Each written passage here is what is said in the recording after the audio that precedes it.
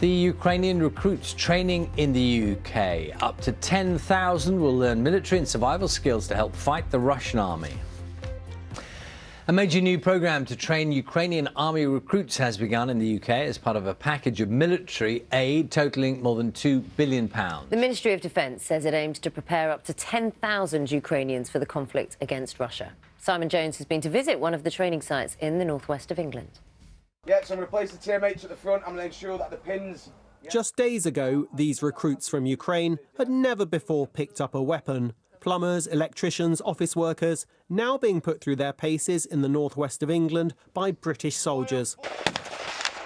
The training will teach weapons handling, first aid, battlefield tactics and the law of armed conflict.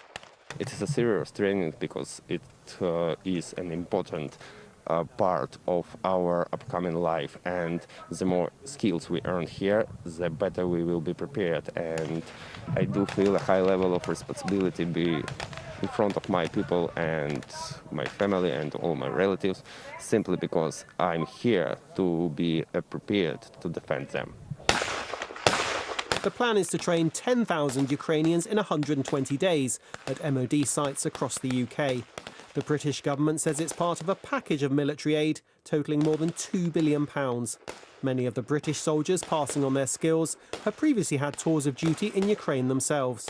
I really do feel like we're making a difference because they came to us as essentially civilians, and now 3 days into a training programme, 4 days, they started acting like soldiers, they started thinking like soldiers, and they started speaking to us like soldiers. It's our privilege to help you here. Boris Johnson and the Ukrainian president have enjoyed a close relationship.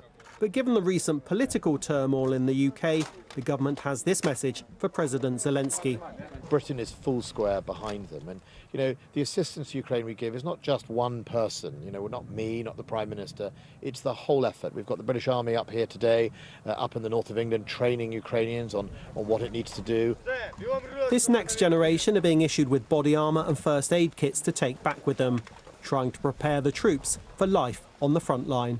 Simon Jones, BBC News. Meanwhile, Russia's preparing for a new offensive to try to capture the rest of the industrial Donbas region in Ukraine. Let's find out more about this with our correspondent Joe Winwood, who's in Kyiv for us. Joe, obviously, you know, we were running that report about training here in the UK, but meanwhile, it's really needed that a defence can be put up in Ukraine at the moment. Yeah, absolutely. That's right, Naga. So the Russians have recently successfully captured a couple of big cities in the Luhansk region, and now they're in a kind of regrouping phase as they get ready to try and push into the rest of the industrial Donbas. It looks like the main city they're going to be aiming for is a place called Slavyansk, and then another city, Kramatorsk, just nearby, and then a third place called Bakhmut. All of these places have come under shelling over the last day or so. But it seems like the Russians at the moment are on something of an operational pause. That's because the battle for the previous cities was particularly punishing. Now, from the Ukrainian perspective, they've just received a new £400 million package from the United States. The crucial thing here is these systems called HIMARS, multiple launch rocket systems, which they've been putting to really good effect so far in this battle.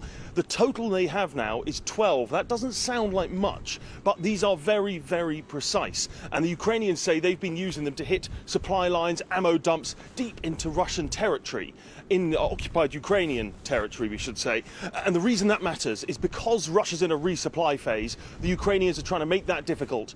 And these new systems they're using are really putting pressure on Russian supply lines. And eventually it means that when this push into the Donbass does come, it's going to be rather more difficult for the Russians. Right, Joe, thanks very much for taking us through that. That's Joe Winwood there for us in Kyiv.